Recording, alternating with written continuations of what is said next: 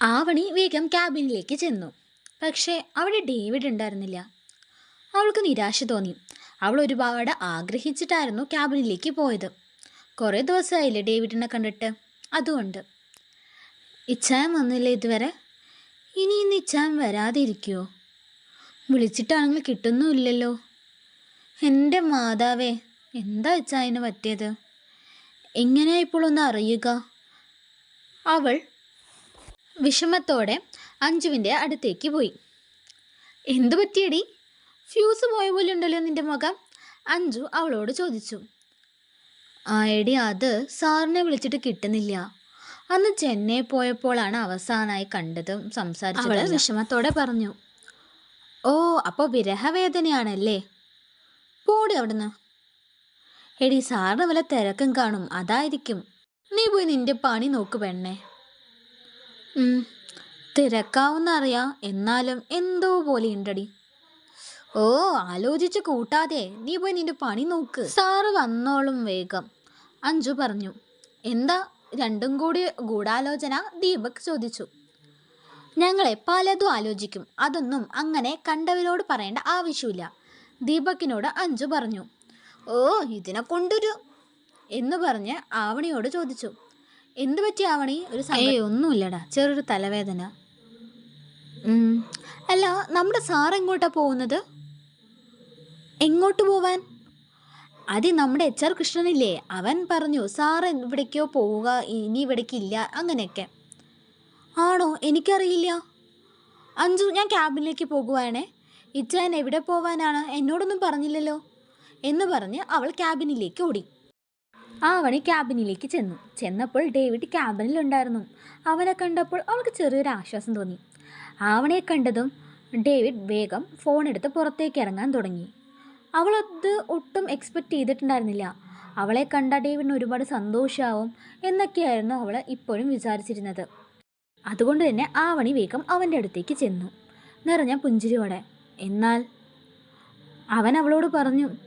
ആവണി, എല്ലാവരെയും പെട്ടെന്ന് കോൺഫറൻസ് ഹാളിലേക്ക് വരാൻ പറയണം. ഒരു 5 മിനിറ്റിൻ്റെ ഉള്ളിൽ തന്നെ എല്ലാവരും എത്തിയിരിക്കണം, കേട്ടല്ലോ പറഞ്ഞത്? ആവണയെ ഒന്ന് നോക്കുക പോലും ചെയ്യാതെ കുറച്ച് ദേഷ്യത്തോടെ പറഞ്ഞിട്ട് അവനങ്ങ് പോയി. അവൾക്ക് ഒരുപാട് വിഷമമായി ഡേവിഡിൻ്റെ ആ പ്രവൃത്തി. ഇതെന്താ ഇച്ചായന് പറ്റിയേ? എന്നെ ഒന്ന് നോക്കുക പോലും ചെയ്തില്ലല്ലോ. ഞാൻ എത്ര ആഗ്രഹിച്ച് വന്നതാ. ഇച്ചായൻ എന്തിനെന്നെ അവഗണിക്കുന്നേ? അവൾ വിഷമത്തോടെ ഓർത്തു നിന്നു. അവളുടെ ഹൃദയം പൊട്ടിപ്പോകുന്ന പോലെ അവൾക്ക് അനുഭവപ്പെട്ടു. സങ്കടങ്ങൾ നീറിപ്പുകയുന്നുണ്ടായിരുന്നു അവളുടെ നെഞ്ചിൽ. അപ്പോഴാണ് ആവണി ഓർത്തത് 5 മിനിറ്റിൻ്റെ ഉള്ളിൽ ഡേവിഡ് ക്യാബിനിലേക്ക് വരാൻ പറഞ്ഞ കാര്യം. അവൾ എല്ലാവരെയും ഇൻഫോം ചെയ്ത് കോൺഫറൻസ് ഹാളിലേക്ക് നടന്നു. എല്ലാവരും അവളുടെ പിന്നാലെ തന്നെ വന്നിട്ടുണ്ടായിരുന്നു. സ്റ്റാഫുകളെ എല്ലാവരും കണ്ടപ്പോൾ ഡേവിഡ് ചോദിച്ചു. ഹോ, എല്ലാവരും എത്തിയല്ലോ അല്ലേ? Yes sir. ഞാനിപ്പോൾ ഇങ്ങനൊരു മീറ്റിംഗ് വെച്ചത് എന്തിനാണെന്ന് ആർക്കെങ്കിലും മനസ്സിലായോ? സാർ, അത് നമ്മുടെ പ്രൊജക്റ്റ് സക്സസ് ആയതുകൊണ്ടാണോ? സ്റ്റാഫുകളിൽ ഒരാൾ ആകാംക്ഷയോടെ ചോദിച്ചു. അതയാൾ ചോദിച്ചതും ഡേവിഡ് പൊട്ടിച്ചിരിച്ചു. എല്ലാവരും ഡേവിഡിനെ നോക്കി. സാറിന് എന്താ പറ്റിയേ എന്നായിരുന്നു അവരുടെ എല്ലാം നോട്ടത്തിൻ്റെ അർത്ഥം. അവൻ ചിരിച്ചുകൊണ്ട് പറഞ്ഞു. അതെങ്ങനെയാ ഗായ് സക്സസ് ആവാ? കൂടെ നിന്ന് ചതിക്കാൻ തന്നെ ഒരാളുണ്ടെങ്കിൽ എങ്ങനെ സക്സസ് ആവാനാ? അതും പ്രോജക്റ്റിൻ്റെ എല്ലാ കാര്യങ്ങളും അറിയാവുന്ന ഒരാൾ എന്ന് പറഞ്ഞ് അവൻ ആവണിയെ നോക്കി. എന്നിട്ട് അവളോട് ചോദിച്ചു. അല്ലേ ആവണി എന്ന്. എന്നിട്ട് അവളോട് ചോദിച്ചു. അല്ല ആവണി എന്ന്. ആ ചോദ്യം കേട്ട് അവൾ ആകെ വിളറി. കാരണം അവൾക്ക് എന്താണ് നടക്കുന്നത് മനസ്സിലാകുന്നില്ല. ഡേവിഡ് അല്ലേ ആവണി എന്ന് ചോദിച്ചും ബാക്കിയുള്ളവരെല്ലാം ആവണയെ ഒരുമാതിരി നോക്കാൻ തുടങ്ങി. അവൾ വലിയ കുറ്റം ചെയ്ത പോലെയായിരുന്നു അവരുടെ നോട്ടമെല്ലാം. ഇച്ചാൻ എന്താ പറയുന്നേ? എന്താ ഉദ്ദേശിക്കുന്നത്? അവൾക്കൊന്നും മനസ്സിലായില്ല. അവൾ മനസ്സിൽ പറഞ്ഞു. ഡേവിഡിൻ്റെ നോട്ടവും ഭാവമെല്ലാം മാറിയിട്ടുണ്ടായിരുന്നു. ഇന്നേ വരെ ആവണി കാണാത്ത ഒരു ഡേവിഡായിരുന്നു അവളുടെ മുമ്പിൽ നിന്നത്.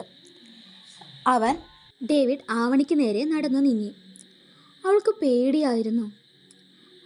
അവളെ കുറ്റപ്പെടുത്തുമോ എന്നതുകൊണ്ടൊന്നുമല്ല കേട്ടോ, അവളുടെ ഇച്ചായൻ്റെ സ്നേഹം നഷ്ടപ്പെടുമോ എന്നോർത്തായിരുന്നു. അവൾക്ക് അവനില്ലാതെ ഇനി പറ്റില്ല എന്നൊരവസ്ഥയിലാണ് അവൾ. ഇച്ഛായൻ ഒന്ന് ചേർത്ത് പിടിച്ചിരുന്നെങ്കിൽ എന്ന് അവൾ ആഗ്രഹിക്കുന്നു. ഒരുപാട്. അവൾ അവൻ്റെ കണ്ണിലേക്ക് ദയനീയമായി നോക്കി. അവളുടെ അടുത്തെത്തിയിട്ട് ഡേവിഡ് പറഞ്ഞു, നമ്മളെ ജീവനത്തോടും സ്നേഹിക്കുകയും വിശ്വസിക്കുകയും ചെയ്യുന്ന ഒരാൾ നമ്മളെ ചതിച്ചു എന്നറിഞ്ഞാൽ അത് താങ്ങാനാവില്ല. പക്ഷേ അതിൻ്റെ ഒന്നും വില അറിയാത്തവരായിരിക്കും നമ്മളെ ചതിക്കുന്നത്. അതിനുള്ള അർഹത അവർക്കില്ല എന്ന് വിചാരിച്ചാൽ മതി. പക്ഷെ അത് നമുക്ക് മനസ്സിലാക്കാൻ വൈകും, അവൻ പറഞ്ഞു. അവൻ്റെ ഓരോ വാക്കുകളും അവളുടെ നെഞ്ചിൽ കുത്തിവെക്കുന്ന പോലെ തോന്നി. ചെയ്യാത്ത തെറ്റിനാണ് സാർ തന്നെ പറയുന്നത്. ഇച്ഛായ, ഞാൻ അങ്ങനെ ഒന്നും ചെയ്തിട്ടില്ല. എന്നിച്ചതിന് വിശ്വാസമില്ലേ? തെറ്റിദ്ധരിച്ചതാണ് എന്നൊക്കെ പറയണമെന്ന് അവൾക്കുണ്ട്. പക്ഷെ അവളുടെ നാവെന്തോ പൊന്തിയില്ല അവൻ്റെ വാക്കുകൾ കേൾക്കുമ്പോൾ. സാർ, ആവണിയാണോ നമ്മുടെ കമ്പനിയെ ചതിച്ചേ? സ്റ്റാഫുകളിൽ ഒരാൾ ചോദിച്ചു. പ്രിയയുടെ ഫ്രണ്ട് സ്വാതിയായിരുന്നു ചോദിച്ചത്.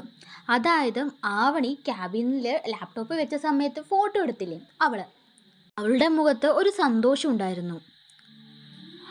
ഡേവിഡ് സ്വാതിയെ ഒന്ന് നോക്കി, എന്നിട്ട് പറഞ്ഞു, ഈ കമ്പനിയിൽ ഞാൻ ജോയിൻ ചെയ്തത് വെറുതെ ഒന്നുമല്ല. എൻ്റെ കമ്പനിയെ തകർക്കാൻ ഒരു ഇത്തിൽ കണ്ണി എൻ്റെ കമ്പനിയിൽ തന്നെ ഉണ്ടെന്ന് എനിക്ക് മുമ്പ് തന്നെ വിവരം കിട്ടി. അതുകൊണ്ടാണ് ഞാൻ എൻ്റെ യഥാർത്ഥ ജോലി നിർത്തിവെച്ചിട്ട് കമ്പനിയിൽ ജോയിൻ ചെയ്തത്. നിങ്ങളെല്ലാവരും വിചാരിക്കുന്ന പോലെ ഞാൻ ഡേവിഡ് അല്ല, സ്റ്റാഫുകളോടായി അവൻ പറഞ്ഞു. അത് കേട്ടതും എല്ലാവരും അന്തം വിട്ടു അവനെ നോക്കി. പ്രത്യേകിച്ച് ആവണി. അവൾക്ക് നടക്കുന്നതൊന്നും വിശ്വസിക്കാനായില്ല. തൻ്റെ ഇച്ഛായൻ എന്തൊക്കെയാണ് പറയുന്നത് എന്നറിയാതെ അവൾ സ്തംഭിച്ചുപോയി.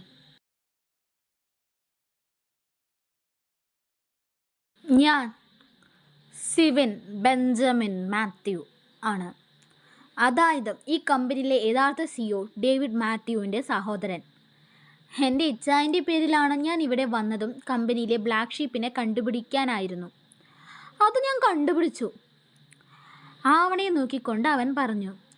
അവൾക്ക് എന്തു പറയണം എന്നറിയാത്ത ഒരവസ്ഥയായി. ഞാൻ നിങ്ങളോട് പെരുമാറിയതും അടുത്ത് ഇടപഴകിയതും എല്ലാം ആ ബ്ലാക്ക് ഷീപ്പിനെ കണ്ടെത്താൻ വേണ്ടിയായിരുന്നു. അതിനു വേണ്ടി മാത്രമായിരുന്നു. അത് മാത്രമാണ് എൻ്റെ ഒരേ ഒരു ലക്ഷ്യം. അല്ലാതെ എനിക്കിവിടെ പ്രത്യേകിച്ച് ആരോടും ഒരു ഇമോഷണലി അറ്റാച്ച്മെൻറ്റോ ഒരു കുന്തവുമില്ല, അവൻ പറഞ്ഞു. അല്ല, നിങ്ങൾക്കെല്ലാവർക്കും ആ ബ്ലാക്ക് ഷീപ്പ് ആരാണെന്ന് മനസ്സിലായോ? അവൻ ഓഫീസിലെ സ്റ്റാഫുകളോട് എല്ലാവരോടും ചോദിച്ചു. അവരെല്ലാം ആവണയെ നോക്കി. പലരുടെയും മുഖത്ത് ദേഷ്യവും വെറുപ്പും തിങ്ങി നിന്നു. തങ്ങളുടെ ഹാർഡ് വർക്ക് ഇല്ലാതാക്കിയതിൻ്റെ. എനിക്ക് ഇവിടെ ആരോടും യാതൊരു ഇമോഷണൽ അറ്റാച്ച്മെൻറ്റോ അങ്ങനെ ഒന്നുമില്ല എന്നവൻ പറഞ്ഞ വാക്കുകൾ അവളുടെ കാതുകളിൽ അലയടിക്കുന്നുണ്ടായിരുന്നു.